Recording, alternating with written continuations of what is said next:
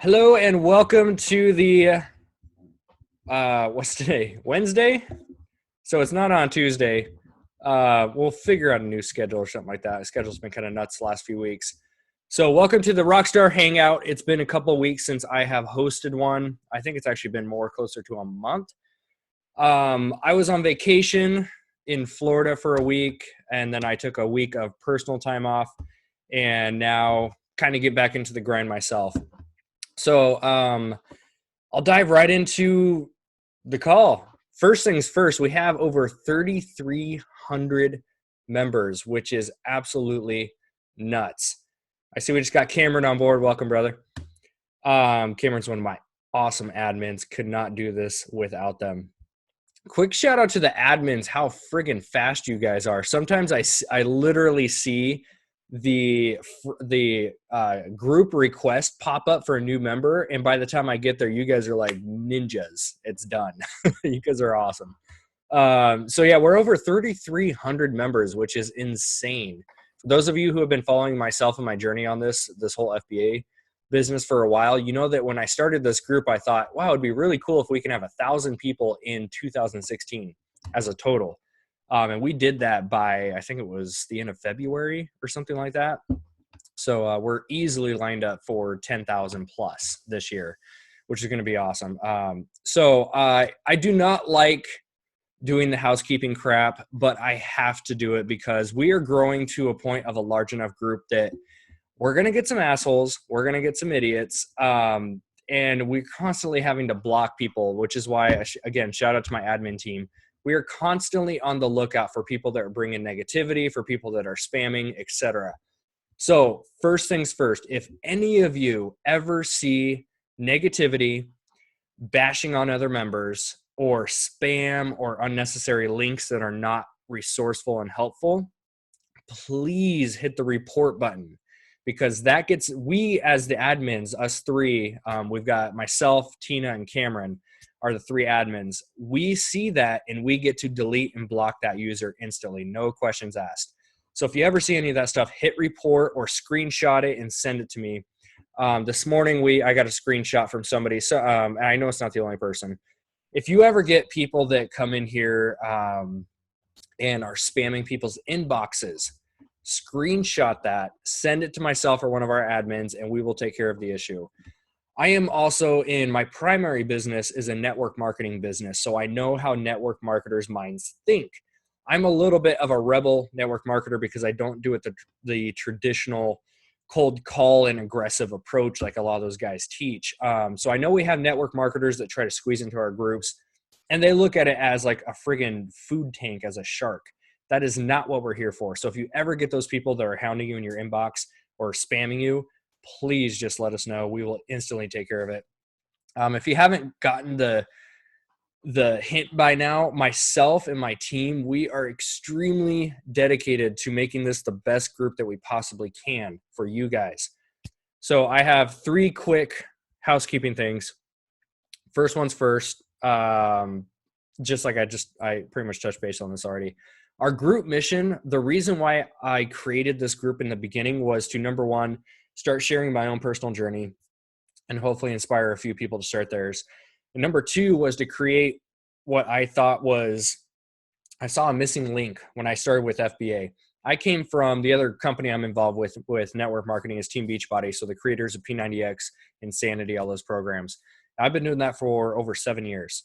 So that's a very, very community-based type business. Lots of connections, lots of relationships. I've built some of my best friendships through that business. So when I came to FBA, instantly I saw a disconnect. And I know why, because in FBA, you have no incentive to help anyone else start, right? Because you're creating competition for yourself. While at the same time, I don't want to create competition for myself. Nobody does. I wanted to create relationships. I wanted to create a community of people that aren't just in here chatting, but actually building relationships, providing feedback from each other. That's what I wanted to do in the beginning. That's what I still want to do. So the group mission is to create a group of like-minded, I'm going to switch that, create a community, a family of like-minded, positive individuals who are helping each other in their businesses. Not a single ounce of negativity. If, again, help me, because we only have 3 admins for 3,000 people. That's a lot to take care of. We can't always be in there watching every single post because some of us have jobs, some of us run other businesses, we have families, we're busy, we're building our own lives too. So we can't always be in the group. So we need your guys' help to keep an eye out. If you ever see people that are being any slight bit of negative, instant boot out of my group. I do not want that. I'm not going to say my group, our group. This has grown into the community that I wanted it to in the beginning. If you see people bashing other members, other services, there's a fine line between saying you do not like someone's service and just being negative about it. If you are just being negative about it and not being constructive criticism based, you're out. I'm sorry. We do not need any negativity. No balls busting. Oh, dude, I'm all about busting people's balls. I love sense of humor. I love all that stuff, but it's a very fine line you have to watch out for. Because I've seen some posts where people, we've all seen them, right? People are just in here bashing some people, bashing services, whatever. And so if I see any of that crap, it's going to be out. No questions asked. If we see spam and links that are not resourceful and helpful to members, out. I don't even know how many we're at now. We're at probably creeping up on a couple hundred people blocked, which out of 3,000 isn't that much. But we have several hundred people they're already blocked because they were doing that kind of stuff. Sounds like I can post my show interviewing other FBAers. Yep. So that's my quick housekeeping rule for that. Just keep the group positive, keep it motivating, keep it helpful and resourceful, because that's why I started the whole thing. Number 2 is the would you buy this posts. While they are helpful for new people to follow and see the veterans comment, it's getting out of hand, guys. I'm sorry, but you cannot come in here every single item that you find and post a screenshot of it and say, would you buy this? You at some point have to rely on yourself to go through trial and error and to learn through experience how to make that decision. Because if you are ever in a scenario where, God forbid, you don't have access to the internet and you find an item, you're not always going to have the group there to tell you to buy it or not. We are not here to build your business for you. We're here to help provide you the foundation so you can learn how to do it yourself. So if you have already screenshotted, and here's the one thing I do not want. Do not screenshot just a product image with nothing else on it. That's pointless. No one has any information. We have to take time out of our day to look it up ourselves and to give you feedback. What you can do is, if you find an item that you are really kind of questioning, you're on the fence, should I buy this, should I not? Take a screenshot of the actual, you open up your Amazon Sellers app. If you've screenshotted where it shows the sales rank and you can see the profit margin, and you can give us information like how much you can buy it for, how many in quantity. If you've already done your research on Keepa and Camel, and you're still kind of on the fence, yeah, go ahead and share it. Do it every now and then. Do not make it a daily habit, because we are not here to build your business for you. The last couple weeks that I've been scrolling through our group, I've been seeing way too many of those. It's kind of flooding the page. I do not want this to turn into a would you buy this group, because it's not. So sorry to be the bearer of bad news, but let's X-nay some of those things. And then last one is, for those of you who do not know who Caesar is, we'll just keep it that way for now. So Caesar was one of our wholesale guys that we brought in here. And you guys, hats off to you. You successfully made him a very, very busy man. We had several hundred people reach out to him and doing business with him now. But his calendar is booked, guys. He is booked throughout the rest of April, and he's already got his May calendar. It's going to be booked in a couple weeks, dude. I know he's on our call, so I'm talking to him pretty much. So just keep it on the cool. The thing I'll say about Caesar is, the man is legit. I ordered product myself, shipped to me, because I was in the same position you guys are in. Why would he provide such a great service? I thought the same thing. So I ordered product for myself. It checked out, and then I had him start doing my prep and ship for me, and it's been working out great. But don't go into his group and question and ask 1,000 questions about stuff that's already answered. If you are in his group, you need to go to the pinned post and read the whole thing 5 times through, because anything that you go in there and question is probably already answered. I can tell you that. There have been so many people going in there and asking the same question over and over and over and over. It's in the pinned post in his group, so you need to read that. If you want to work with him, be patient. You have to be willing to give him your info that he asked for, all that kind of stuff. Your name is put into his calendar on a specific date, and then he reaches out to you with an invoice and follows up with you from there. It's that simple. Don't overcomplicate it. Be patient. I know that the day you send him money, you want everything to be done right away. It's just not going to work that way. Like I said, congratulations on making Caesar one of the busiest people I know. So aside from that, housekeeping is over. I do not like doing housekeeping, but with such a large group, it has to happen. One of his admins, James, just gave me word that his group is officially closed, so no new members are going in there right now. So I'm actually going to take his name out of our group files that we have in our Rockstars group. And when that opens up, I'll put all the info back up, and you guys can go give him round 2, right? Round 1 is flooded for now. So those are my housekeeping rules. Does anyone have any other housekeeping things before I move on? I think I covered everything I can. Again, I don't like doing housekeeping, but we have 3,000 people in our group, which is awesome. But at the same time, 3,000 different personalities. We're gonna have some things pop up, and that's okay. We'll take care of it. So moving on, if at any point you guys have questions, I'm going to do a quick Q&A at the end of this, so you can save your questions, and you can actually drop them inside of our group chat that we have going on Zoom right now. Or if you're on Facebook, let me open up a secondary tab.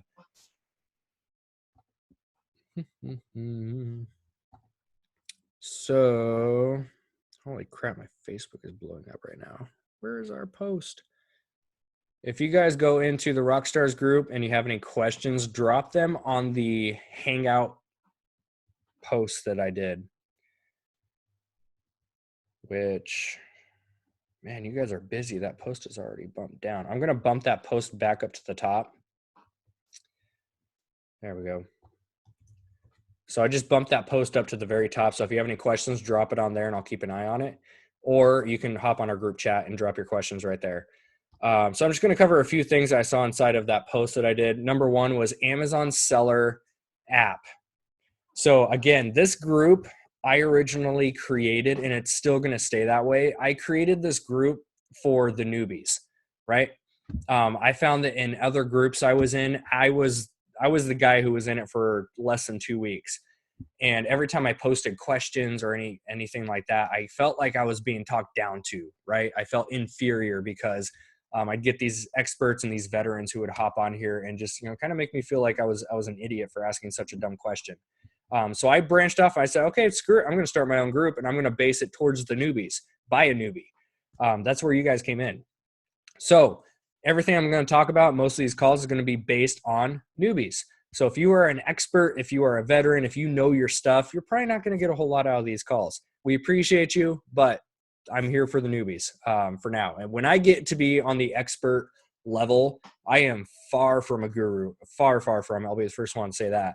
I still have lots to learn myself. So when I get on that aspect, yeah, I'm going to be able to switch around, help coach some people. But for now, I'm here for you guys, providing info for newbies by a newbie. So if you have your Amazon Sellers app and you're a newbie and you still don't know exactly how this thing works, go ahead and open it up. If you're on YouTube right now, you can follow along, do this thing with me. So you're going to have your main page. Those are all pretty basic. I'm just going to run through these. You have scan, sell a product. So if you have an item, let's say a used electronic that's out of the box, which you can sell on Amazon, by the way, you have to make sure it works 100%, test everything thoroughly. And then from there, You can click on sell a product. I don't know how well you can see that. Second one down. So if it doesn't have a barcode, you can click on sell a product and you can search by model number or product ID or whatever is on the item. You can ship orders from your phone. It's a lot quicker if you do it on a computer. You can improve your pricing, go through everything in your inventory, reply to messages. Tip for messages, guys. If you don't know by now, or if you've never gotten a customer message, you need to reply to those things quick. I think it's someone correct me if I'm wrong, it's the 12-hour mark. If you go longer than 12 hours, that affects your performance. And your seller performance is everything in this business. If you don't know what I'm talking about, your seller performance is a huge metric of your whole business. Everything from your customer returns to your actual messages, all that kind of stuff plays a role in it. Order, shipping on time, all of it. So you can go to that by going Amazon Seller Central, and I'm opening mine up right now so I can kind of do this with you, make sure I don't mess up.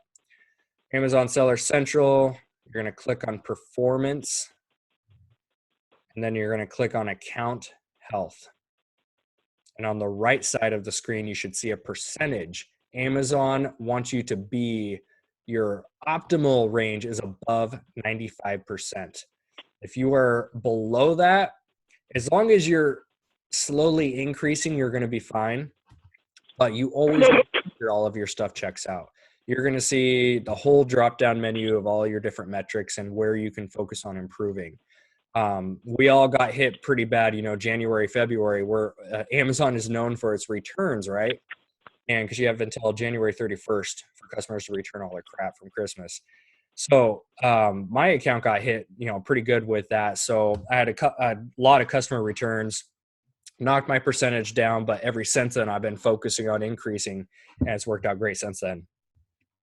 So moving on, that's why messages are so important, because they do play a role in that. So make sure any customer message you can actually hit. I've had a couple of them this week actually where you're messaging back and forth and they ended up saying like, thanks. Don't just leave it unread. You can actually click on your phone at least, or you can do it on the computer too. I do it for my phone. You can click on reply not needed, and it's all taken care of. Never leave it unread, because that's the worst thing you can do for it. Customers always come first on that. So anytime, it's kind of sad.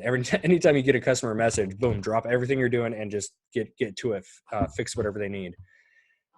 Manage FBA shipments is the very, very bottom one on your main screen.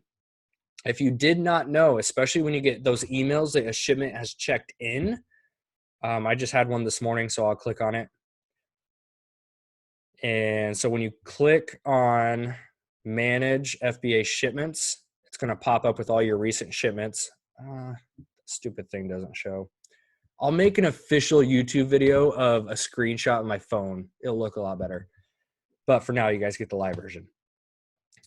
So you can actually go ahead and click on it. It should say completed if it's all checked in. And then you can actually click on contents, because if you're sending in a lot of stuff, you forget what boxes you have coming in. It's kind of funny how that happens. And so you can click on there and you can see exactly what checked in and how many units. And I think that's kind of it for that. Moving on to the top left, if you click on the menu, again, this is geared towards people who don't know the basics. From there, you can click on your inventory. You can search your inventory if you're looking for something specific. Oh, I just had sweet. Nice. So sometime in the last 30 minutes since I last checked, I'm really getting into shoes. So I just sent in a good load of shoes. It looks like those are checking in right now. Anyway, got sidetracked. I got excited. Got sales coming in. So with that, you can click on all your individual inventory that's active or inactive if you want to, and you can adjust your pricing from there. You can see what the other sellers are going at, all that kind of stuff. I don't mess around with pricing opportunities. Selling coach, I don't play around with too much. Here's the big one I think most people will get something out of. When you get that first sale, it's so exciting, right? But then you're thinking, what the heck did I sell, right? That was the first thing I had to learn, was how do you view what you sold? You can do this on the computer. I think most of us, everyone could probably back me up. Well, I think we all use our phones. So from your phone, you're going to click from that menu, click on orders. And then if your settings are not right, you're going to go to the bottom right where it says filter. You can do fulfilled by all, or you can do just Amazon or just yourself as a seller is what it's called. Status, you want to be pending. And a pending order means that a customer has paid for it and it has not shipped yet. I'll repeat that one more time. The customer paid for it, but it has not shipped yet. So a lot of people will think, well, I made an order, but how come it's not reflecting in my payout? It's because the order didn't ship yet. So a sale is not truly a sale until it ships and you see that hopefully a positive number show up in your payout.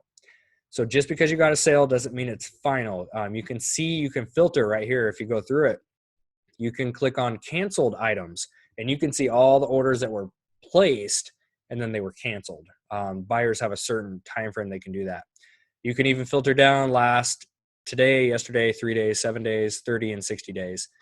And if you're into the other channels of Amazon, like .ca, you can do non-Amazon, all that kind of stuff. You can filter that. I think most of us are just using regular Amazon.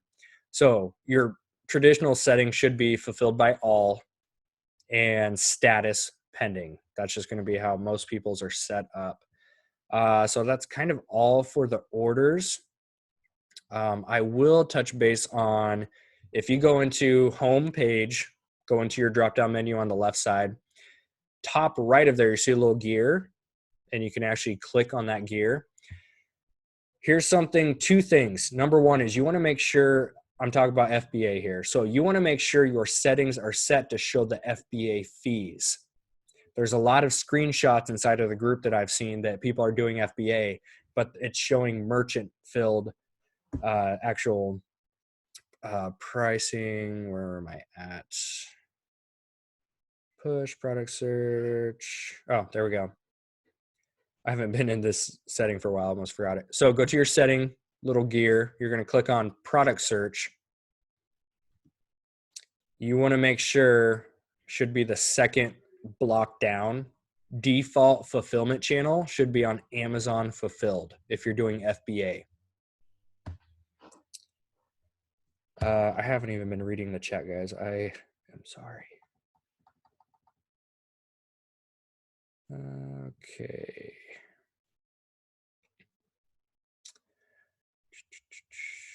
Again, if you guys have any questions or anything along the way, drop a comment down in that chat and I'll see it.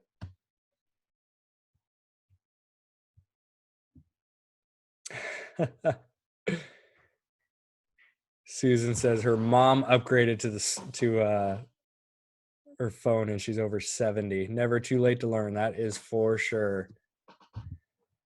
All right, so going back to this, default fulfillment channel is going to be Amazon.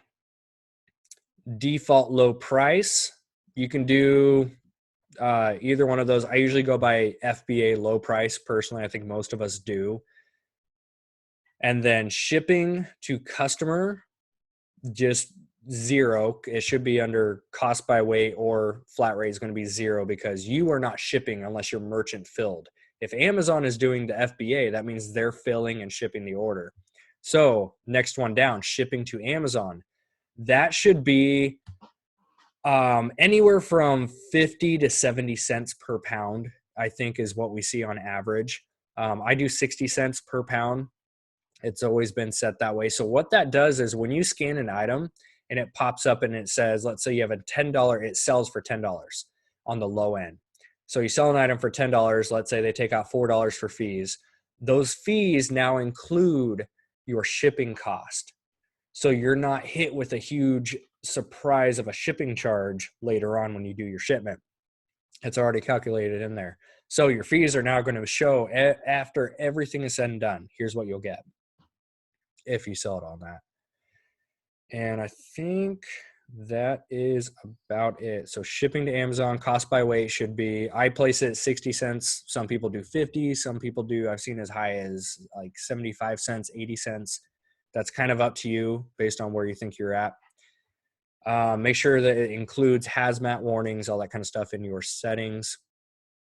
Anyone else have any input on the settings area? I can't really think of much else. All good to go. All right, and I think that about covers Amazon basics on your seller's app, unless anyone else has any input that they can give. I think that kind of covers the basics. Those were things that I learned as I kind of went along with this. Sandy asked, I finally went into Amazon to sign up for FBA, and first question was, what is your business name and EIN? Do I have to set that up before I can get started? No, you do not. Is it recommended? Yes, but you can start with just your regular name. Your business name is going to be, well, no, I should say that's your username. Your Amazon seller username is going to be kind of like what people see as you, the seller. But as far as a legit business name, EIN, you do not need those to start. You start with just your regular social security number, and how you file your taxes already is how you can start. You can start with just your social security number and your name. It's called being a sole proprietor. Do I recommend getting a legit business, like doing business as or something like that? Absolutely. Get your EIN, and that's basically creating your own separate identity as a business. But to get started, no, you can start right now. I think that's how most of us started. So that covers seller app basics. I had two other things which I wish I can give you guys tons of tips and tricks on, but I can't because, again, I've said this from day one in my YouTube videos. I am here to be transparent with you guys on my journey, and that means I'm never going to try to give advice on stuff that I've not done myself because that does not qualify me. So somebody asked about, more than welcome, Sandy. Somebody asked about tips on getting started with private label and bundles. Neither of those I have dove into myself yet, so I cannot give you advice. What I can do is direct you to Google and YouTube because there are so many podcasts, so many YouTube channels, so much info out there. You just have to go out and find it. It's free. It's very easily accessible, all that kind of good stuff. I can even focus on getting somebody who has done both of those on here as a guest speaker, and that's something I can do on my end. So I can tell you from private label, I've not done any bundles, but for private label, my wife and I have started the process of getting our first products launched. We both have two, she has her product she wants to get going. I have my product I want to get going. We're in a different scenario though, because we're starting from scratch. We're designing everything ourselves. You can get a standard product. Garlic presses are like the inside joke. You can get a garlic press off of Alibaba. Brand, please don't go do this. Just because I'm saying it as an example, don't go do it. You're going to be it's not going to do well for you. So you can get a garlic press from Alibaba, put your logo on it, boom, start selling it like wildfire, right? Or you can do kind of like what we're doing. We're designing something from scratch that we both have an idea for. And so we have to go through and find our suppliers, our manufacturers, people that can create the thing and then get it shipped over. We get our UPC codes, all that good stuff. There's a lot of behind the scenes that goes in with private label. So I've done a lot of research myself. I kind of have the general steps, but I'm not going to sit up here and act like I know what I'm talking about because I don't, because I haven't gone through all of them myself. There is a very, very big difference between knowing the path and walking the path. That's something I heard in my other business as a health and fitness coach. We all know personal trainers that are completely severely overweight. They know the path, but they don't walk it. And there's a big difference, especially in the Amazon business. So for people that have not done private label like myself, I know the path generally. I don't know the specifics yet, but I have not walked it. So I'm not going to sit up here and try to give you information based on that. But again, go to Google, go to YouTube, do your research, just put in that grind, guys. Those who take the extra time to self-research are the ones who make this whole thing. And the same thing with bundles. Susan says, that is what I'm learning also as I want to private label. My father is Dr. Bill in his own line since I was 5 years old. I sold one of his products so far on Amazon. Nice work. Yeah, so you know the behind the scenes that goes into it. There's a lot. There's the importing process, which I hear is a royal pain in the butt unless you're paying someone else to do it, which that's probably what I'll do. That's just, I'm a big fan of outsourcing. Anything I don't like to do or I'm not good at, I just outsource it. I'm working on talking the wife into outsourcing laundry right now because I hate it with a passion.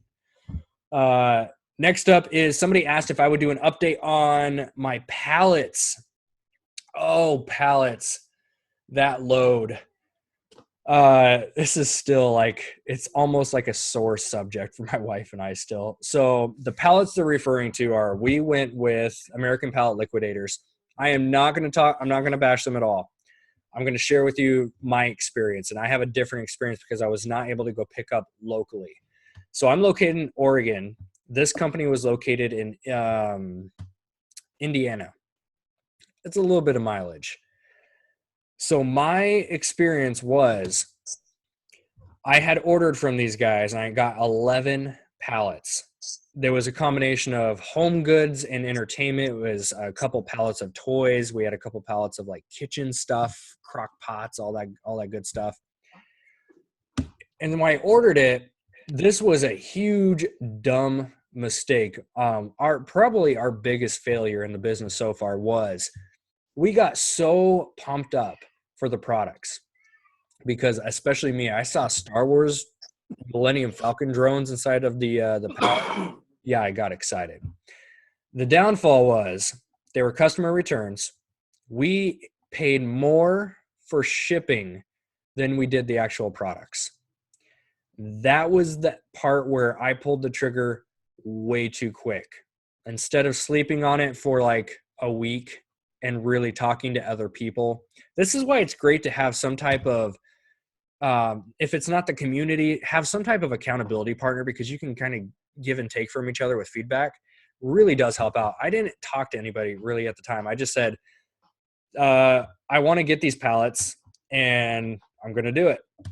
And I looked at the pallets. They were like $250 to $350 per pallet. And I thought, oh, this is great. And I ended up paying the whole load was just over $6,000, $6,100. $3,000 of it was the shipping. That's what killed us. So when the pallets get here, you guys all remember the pictures, right? It was crazy. We have a decent sized garage, but we fit 8 pallets here, and God bless our neighbors. We put 3 pallets in their garage. They're good friends of ours. So we cleared room, put pallets in the garage. So we went through, and in our heads, we knew we were quick, right? We can process 11 pallets in 2 days, 3 days max. So that's what we thought. 3.5 weeks later, here we are testing every flipping crock pot, every single RC car, every single unit tested. Because when you deal with customer returns, you never know what you're going to get. I will say some of the items I had were brand spanking new, factory sealed, like Millennium Falcon drones. I made a lot of money on those things as far as cost per unit. But as a total, we broke even.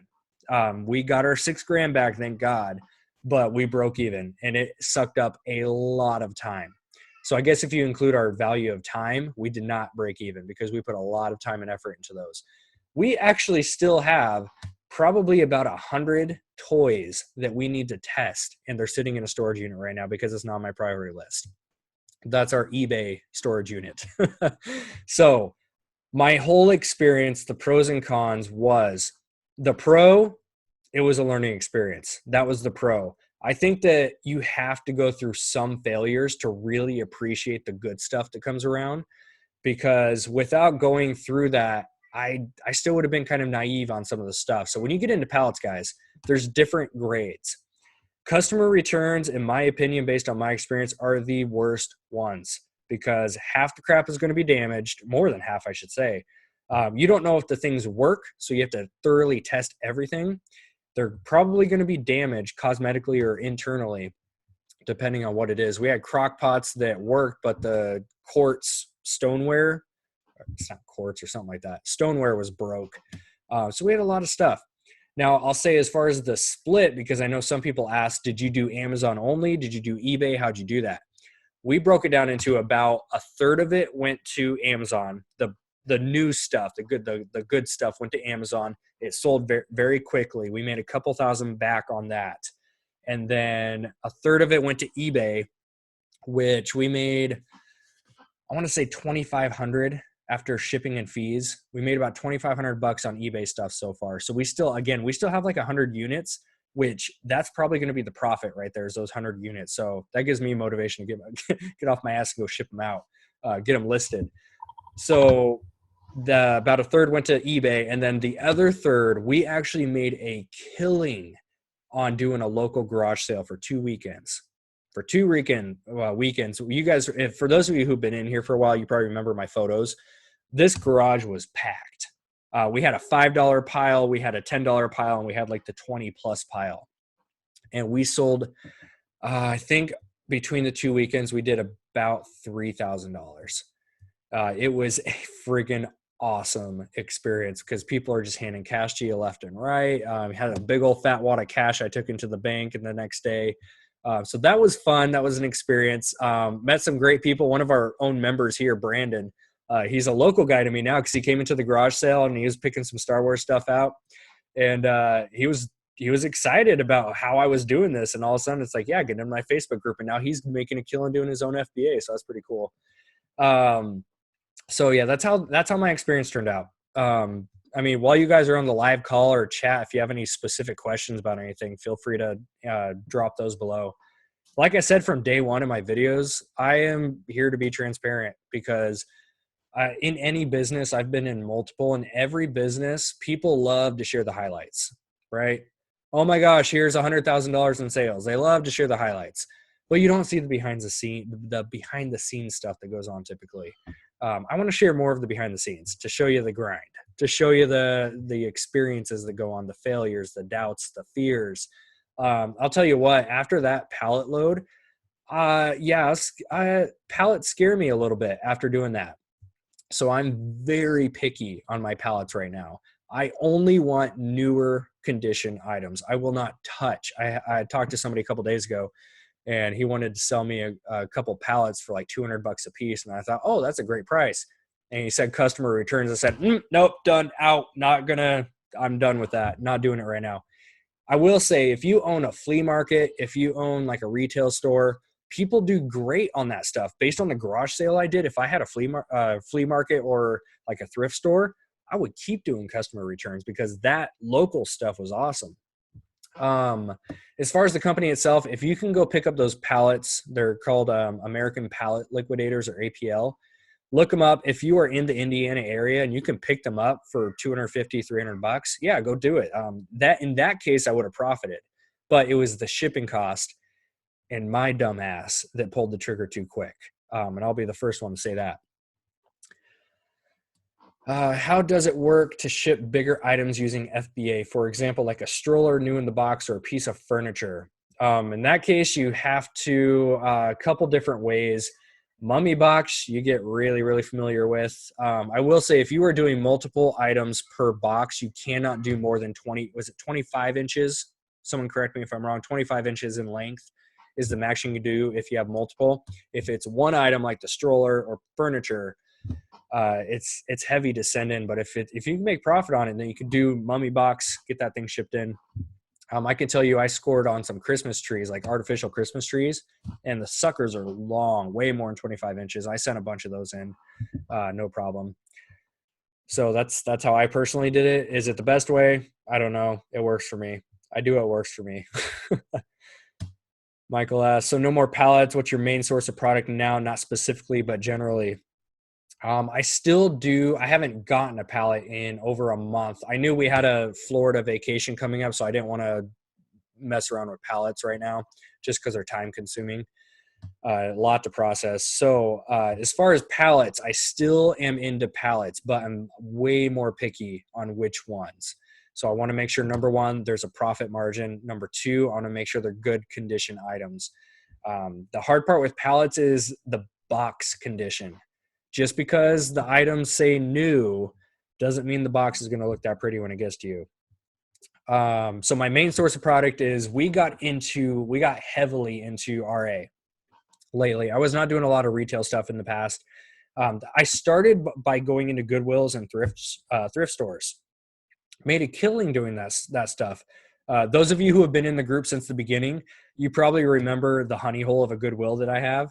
And man, I would flip some factory sealed stuff for like $13 into over 200 sometimes. I think the best one I did was I got a printer, factory sealed, perfect condition. Like I seriously had to double take when I picked this thing up. Like, what's wrong with it?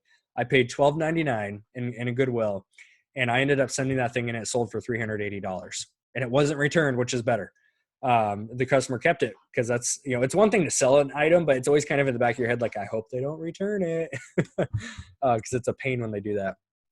So I did a lot of that stuff in the beginning. Then I switched heavy into pallets from December, obviously Q4, I did a lot of toy pallets. So December up and through the end of February, I did a lot of pallets. That was almost my only source, was pallets. I didn't even go to my Goodwill between that time because I was so involved with the pallets. Now that I'm kind of over the pallet scenario, I got ungated in health and beauty, I am hitting the stores like crazy right now. And I'm also getting into shoes. So all the different shoe stores, I know the managers pretty well now. So I'm heavily into RA for different health and beauty products, and I am heavily into shoes, and getting into clothing are my main ones right now. Susan asks, what app do you like to use, Profit Bandit or what? I appreciate you telling the real story. So you need to know. I paid for a course in coaching and they were not real and it cost me a lot. That's the downfall with coaching. I do want to offer coaching at some point. I'm not saying it's right now because I'm still a newbie myself. But at some point when I get more experience under my belt and I can specifically help people out, yeah, I'm going to coach. But there's a huge issue with that. Because like you said, just because you hire a coach doesn't mean they're going to give you the real info, right? They might try to fluff stuff up and make it seem like it's a cakewalk when it's not. So since day one of my videos, I have not changed a bit. I've been in this for almost 6 months now. From day one of my videos, from that first, who watched the bulk video? That's where I think most people came from, was my very first bulk video. So I ended up doing that bulk video. And in that video, I said, I'm here to be transparent and show you guys the journey. And that's still what I'm doing here today. As far as apps, I honestly do not use a lot. I use the Amazon Seller app. Always have. I have not used anything else. I tested out a few of them and I just, here's the funny part. It's not that they weren't great apps. I just didn't like how they looked. I don't know if anyone else has that issue, but like the big blocky colors, I can't do it. I don't know why. I like the way that the Amazon Seller app is laid out. It's very simple, easy to read. I don't have big blocks of colors drawing my attention everywhere. So for me, I just use the Amazon Sellers app. I've never used anything else. And as far as paid services, I use Inventory Lab, which is $49 a month. Totally worth it. If you want something that keeps track of your inventory as far as profit and loss, and you can use it to create shipments, all that kind of stuff. I've always used that since I got into it, like, I want to say a month, maybe 3 weeks, 3 or 4 weeks after I started is when I got into Inventory Lab. I use online lists from EPS, which is Elite Product Sourcing.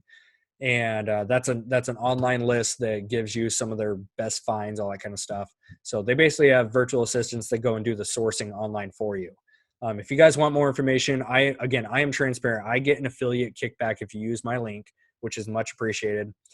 So you can find more info on that inside of the group files under the EPS category. I think that's it. I don't use anything else. I haven't dove into like Oaksray, or I think that's what it's called, OAX, right? Oaksray. I haven't dove into really anything else. This is what works for me so far, and I'm just going to keep doing it.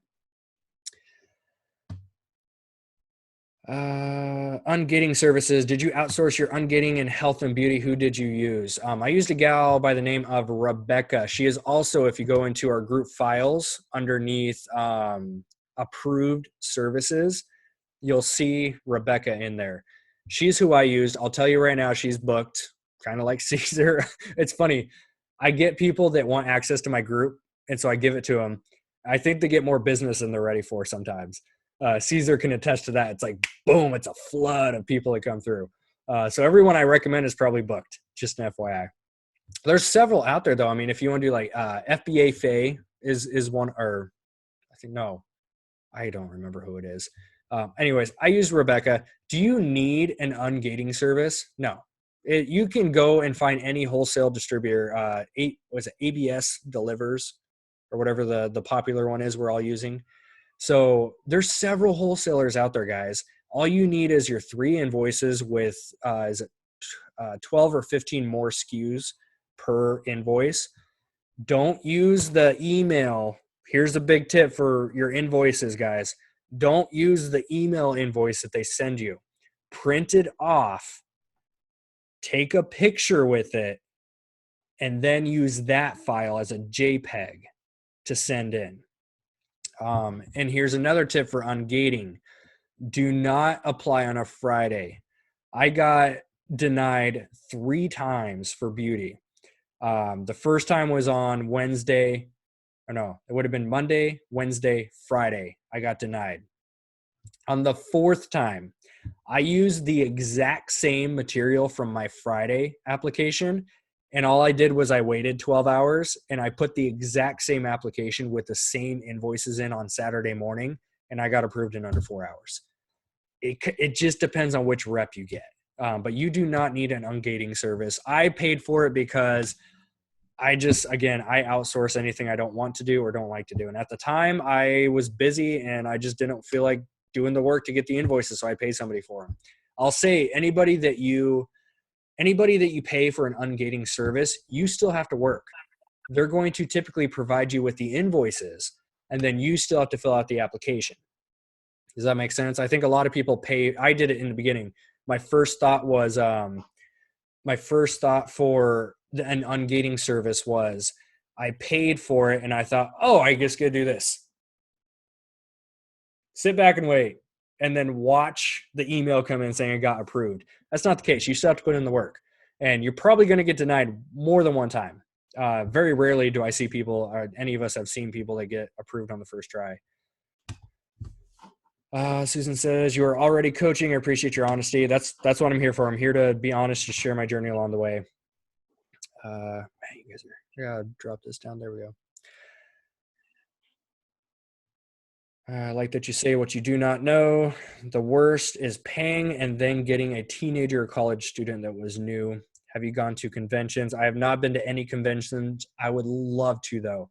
I actually didn't even know there were many conventions until Eddie, the wholesale guy, Eddie had mentioned a convention. I thought, holy crap, I'm gonna start looking into these things. Yep, reseller in Denver going on in a few days. It's definitely one I want to hit up next year. Unfortunately, I'm going to be out of state a lot in the next couple months. So I'm going to be keeping my airline ticket cost down for now. Took 18 tries to get ungated for beauty. Nice. And here's the best part is you finally did it.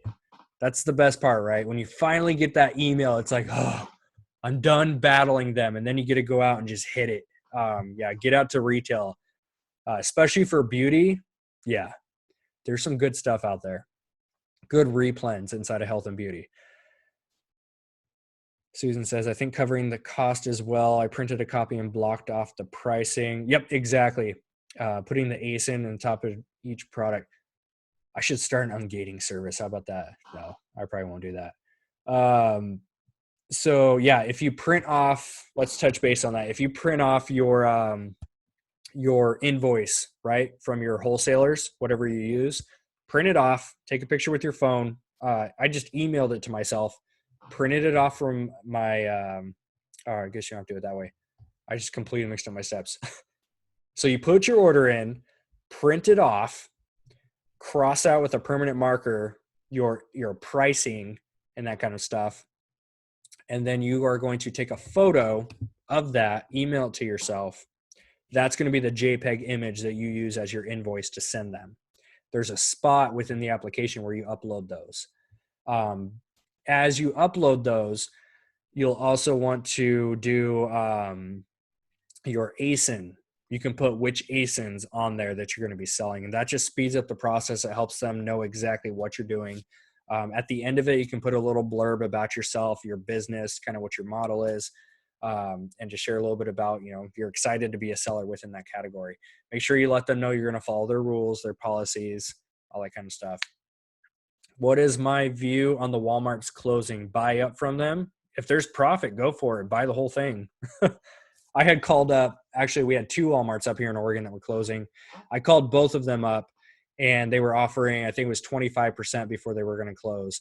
So what you can do is 25% isn't a huge markdown for some of their stuff. Some of it, yeah, you can make some profit off of with that. But what you can do is wait until closer to close date, and they'll typically want to drop down the prices more. We have a Sports Authority right now. We have a movie store in town doing the same thing. So I'm keeping my eye on the games. The closer they get to the close date, the more they're going to drop their prices because they need to get rid of the stuff. They don't want to ship it to another store. So yeah, as far as stuff that closes, any type of store, yeah, if you can go in there and scan and make some profit, go for it, buy it up. Even better is if you're buying more than one quantity. Typically, if you're buying like 10 plus of anything in a store, even without a closing store, if you're going into clearance or anything like that, never hesitate to just bring a manager over and say, hey, I want to help you clear out some of this stuff. Is there any wiggle room in the pricing if I buy multiple quantities? It's 50-50. It depends on the manager. Some of them are sticklers. They'll say, no, wait, or blah, blah, blah. I'm at my limit. But then you get other ones like, yeah, I could do that for you. I bought up Star Wars cups from my local Albertsons here in town. I went to Albertsons for groceries, and of course, I had to go scan the clearance section. There was a bunch of these Star Wars cups, and they were for $5.99.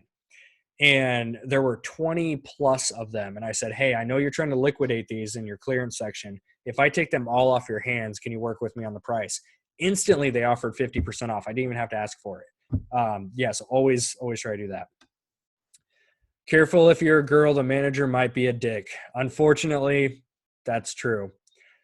We all saw the thrift store post about the complete a-hole yesterday, I'm pretty sure. Staples is the best on getting new things cheaper than even a thrift store. Nice. I picked up our Staples for some reason was trying to liquidate Post-it notes. So I scored a lot of Post-it notes dirt cheap that I sent in, and those things are selling like wildfire right now, which is pretty cool. Never hurts to ask. The worst they can say is no. Exactly.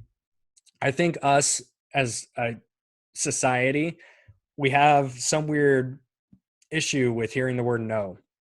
It's like this big fear that's developed, right? I see it in everything I've done, especially in the health and fitness business. I see a lot of I just saw Caesar. Someone say Staples.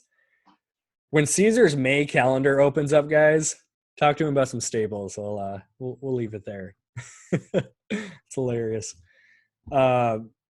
So a lot of people, they're afraid, right? It's just like you're afraid to tell people the truth, what they need to hear. Everyone's so afraid of that word no. I don't want to talk to the big manager because he might say no, or you're going to tuck your tail between your legs and whimper out the store if he says no. No, you just say, okay, no problem. Thanks anyways. Pick up what you need to do and just move on with your life. Don't be afraid to ask. Anything on pallets, pallet related? I think I touched base on most of my experience so far with that load. I will tell you, I have been, since day one, I've told you guys I want to be transparent, right? And I had a couple opportunities pop up, several of them actually, from different companies that wanted me to do interviews and become like the poster child, if you will. I would get affiliate kickbacks off of recommending their pallets. I would get all kinds of goodies. I would get discounts myself on purchases. I declined them all. And the reason being is because I want to be as unbiased as I can because I run this group. If I was an individual seller, and these guys approached me because they saw my YouTube videos I haven't even checked. My one YouTube video has, I think, over 12,000 views. It's nuts how fast that thing's grown. Just from me being myself and sharing my experience. So I had some of these companies reach out to me and be like, oh yeah, thanks for purchasing, blah, blah, blah.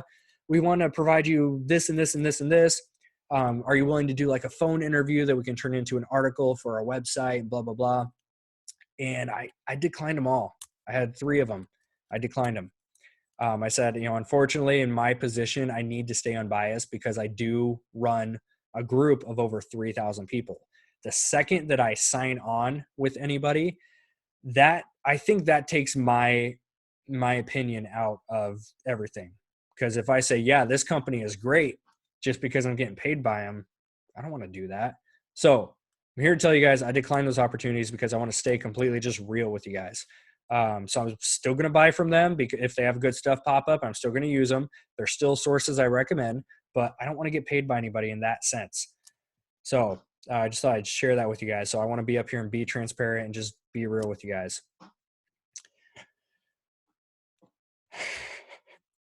Caesar had the same thing. I know a wholesale company that offered to buy inventory for me. Chaz knows who it is. I'm not a sellout. Yep. You guys stick with your guns, stick with your values.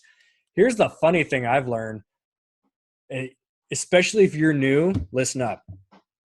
You are going to get haters. You're going to get especially close friends and family who will not understand a damn thing about what you're doing. You are going to try to explain it to them 1,001 times. They're going to nod their heads, but disagree with you at the same time and question, why the hell are you getting into this? Why? What do you mean you have to spend money to make money? You're going to get all kinds of feedback, especially somebody in like my position where James says, haters? No. Especially in somebody like my position where I'm trying to so hopefully I'm doing a decent job. I'm trying to somewhat keep our group like alive. I'm trying to keep the community a certain way, a very positive, motivated aspect. I feel like that's what separates us from the rest, is the fact that we have the community. That's something that was missing when I got into FBA. With that, 3,000 people, I've gotten more haters than I care to share. I've gotten more negative feedback than I can. Caesar can back me up on some of the crap I've had to take. I've got thick skin. That's all I can say is bring it. Any haters, you can bring it as hard as you want to, but here's the cool part. I created the group. I can ban your ass. That's as simple as I use it there. I've got my kick-ass people who are motivated and want to be a community. And like Susan just said, build those relationships. That's what we're going to continue doing. If you're new in this, don't give up. You're going to get crap from your spouse. You're going to get crap from your family, people that you care whose opinions are. I think that's the hard part with any business.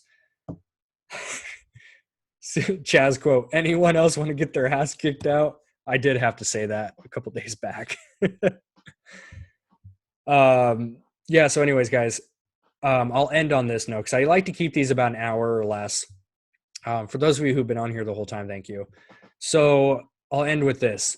Any business adventure, not just business, I see it with some of my health and fitness clients that I take on, people who need to make some life changes. They go through the same thing. Somebody who needs to lose 100 pounds and their spouse is overweight as well. They don't understand. It's the same thing with this business too. You're going to get crap thrown at you. You're going to get bricks thrown at you. But here's the cool part. You need to take those bricks and build your foundation. I'm going to repeat that. People are going to throw bricks at you throughout the journey. They're going to hurt sometimes. You're going to take it personal sometimes. You're going to let it knock you down. But you need to get back up every single time, take that brick and lay it down as another piece of your foundation. Failures are what build up success. Success is built on that foundation of failures, those bricks that are thrown at you. Take them, use them, learn from them, put it down and move on. I can tell you, my wife would back me up. I should have her on a call with us sometime so she can share her experience. So my wife, let's see, I sent my first shipment in November 18th, 2015. And I made my first sale on Thanksgiving Day. It was like $7.29. I was on top of the moon. And I told my wife, Trista, on Thanksgiving Day, like, because of course I knew my stuff checked in that morning. So you can imagine the looks she gave me when we're at a Thanksgiving dinner and I'm refreshing my app waiting for my first sale. Yeah, she gave me some crap. But when the first one came in $7, she's like, oh, okay, yeah, that's cool. Get back to dinner. Then the second sale and the third sale and the fourth sale and the fifth sale and all the sales started coming in, right? And she was still kind of like on the fence, like, because I've dabbled in some businesses, guys. I'm an entrepreneur at heart. I don't like to work for other people, so I'm always on the hunt for that next big business adventure I can go on. So she's seen it many times, and she's giving me the same look every single time. So this time was different because it took like 2 solid months up until the end of Q4, right? Going into January. When those checks started rolling in, I had spent 2 months trying to talk my own wife into, she supported me 100%. She didn't really believe in it though. And you guys, some of you are in that same position, and that's totally normal. You're going to have spouses and family members that support you because it's you, they love you, but they're not going to really believe in the journey, the process. They're not going to understand it. And I think that's a big missing key is they don't understand it. They're not excited about it like you are. They honestly can care less. They just want you to be safe. They don't want your money flying out the door and not coming back. So when the checks started rolling in though, and we started pulling a little bit of money out to pay some of our bills and our debts off, she started to kind of turn around a little bit, and she started to be like, okay, can you show me more about what you're doing? Because in her head, and your spouse might be thinking this too, so this is something you guys need to sit down and talk about. In her head, all she knew was I was going out to stores, spending a lot of money, and then I was out here in the garage until midnight, sometimes 1 a.m., 2 a.m. most nights. And I was taking time away from my baby boy who's 16 months old, and I was taking time away from her. That's all she knew in her head. But when I sat her down and said, I'm going to do a shipment tonight, let me just show you what I'm doing. And she helped me process a pallet in December. And that's kind of where it clicked. She went, oh my gosh, you're working. That's tough. It's not hard physical labor at all, but it's exhausting sometimes when you're putting these shipments together. They can take days on end to do one shipment, especially as a newbie. You're scared shitless with half this stuff. It's perfectly normal. So when she finally started to turn around in January and we started taking little chunks out, I put most of my money back into Amazon. We were just taking a tiny bit out at a time to pay some of the bills. And then all of a sudden, we start looking at the income, and I had already started to match what she was doing just with Amazon. And she'd been working at that job for like 5 years. And so she ended up quitting her job a few months later when we were reaching a certain level. And I don't recommend you go out and have your spouse quit their job at all. You need to have a backup, because I have 2 other businesses that pay our bills. So Amazon money right now is 100% rolled back into the business. So don't go out and quit a job if you have nothing to fall back on. That's not playing it smart. So when you're dealing with that type of thing, you need to, number one, believe in yourself enough that nothing is going to knock you down. Your spouse's opinion, your family's opinion, the haters that you're going to get. You need to always stick to your guns. If Amazon is something that you truly feel like this is it, this is what I'm going to do, I'm going to make this work, don't you dare for 1 second doubt yourself and your abilities. If you truly believe 100%, and not only believe it, but you back it up with action, that you are going to make this work, don't ever let anyone's opinion, not even your spouse or your family or your kids, don't ever let someone's opinion derail you off of that. Again, you're going to get knocked down. It's just part of life. It's part of business. No business is perfect. You're not going, again, I've been in multiple businesses, so I've seen the same trend, right?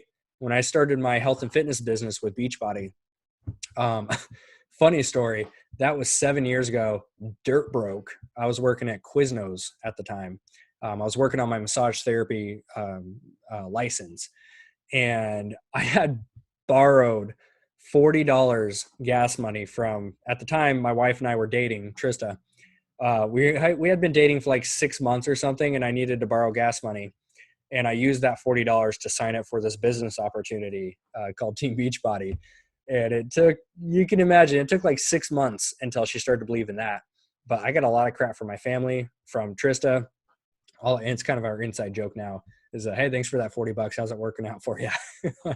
But you're going to get stuff like that, guys. It's part of the journey. And I think a lot of people get derailed because of family opinions, because we do care about them. We take them personally, especially if you're in a position where you're very, very close with your family and they say something negative about what you're doing, or they drop the sarcastic remarks. And I've gotten all that crap. You have to learn to build thick skin. Take it. They don't have to believe in the journey there or the process yet. But if you believe in it enough yourself to make it successful, they will get to it. I can promise that. So aside from that, we are coming up on an hour-ish, hour 5, hour 10. I appreciate you guys doing this call. If you're on the live call watching on YouTube, always appreciate your guys' time. Aside from that, I'm going to get back on a weekly schedule with you guys. I was out of town, personal issues last week, all that kind of stuff. So I just want to hop back on here, get things going again, keep on rocking it. What else do I have on my list? The last thing real quick, if you are in the Dallas, Texas area, I am going to be in Dallas. Actually, it turns out I just found out a couple days ago. I'm going to be in Dallas 2 times. First one's going to be next month, the weekend of May 20th. And I think it's, correct me if I'm wrong, the 22nd is a Sunday, and I'm going to be hosting an FBA dinner. I'm not going to pay for the whole thing. I'll just put that out there. I would love to pay for everybody. I got my own business to build still. That's inventory money. So if you want to come out, join us for some food. We did this down in Florida. It was a blast. So I'm going to be hosting a Dallas meetup. I'll post inside the group, keep you guys up to date with that. And then I'll be in Dallas again in June. We'll probably do the same thing. I'll put an open invite out. And then I'll be in Nashville in July.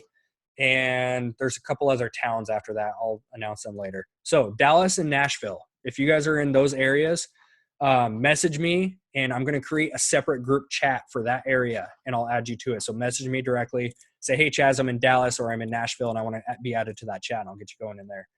Aside from that, you guys keep kicking ass. Keep rocking it. Let's make this group the best damn group we can. Peace out, and I'll see you later. Have a good night, guys.